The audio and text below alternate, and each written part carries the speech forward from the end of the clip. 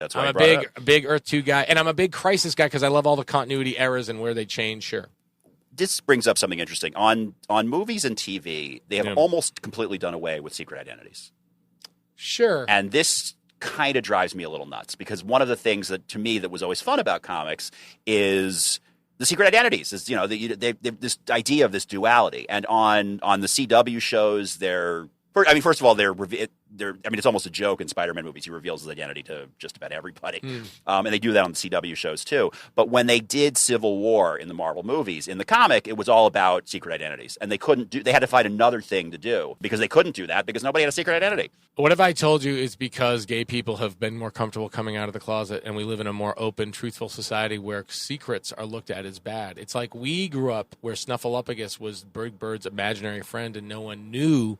Like the adults in Sesame Street thought that Snuffleupagus wasn't real, and he was real. But then sometime during the 80s, when where kids were being molested, they said, "Okay, we're going to make sure that we want kids to know that adults will believe them when they say something." And so they said, "Now Snuffleupagus is real." And I think it's like there's a weird part where it's like. Secret identities feature very big in gay culture, like Russell T. Davis, who wrote Doctor Who, who's also the creator of the original Queer as Folk, huge comic book guy. And, it's like being in the closet, who's more in the closet than Batman? I mean, he's got a whole cave. Wow. You know what I'm saying? So in a weird way, it's like we're more like we're living our truth. Like living our truth wasn't anything that anyone said in the 20th century. You know what I'm saying? It's like people, You've got to hide your love away. I'm like, Beatles, are you trying to tell us something, Beatles? Are you gay, John Lennon? It's like I contend that maybe it's a little bit of we live in a thing where we want our noble heroes to stand up and say, hey, I am this, instead of I'm not this.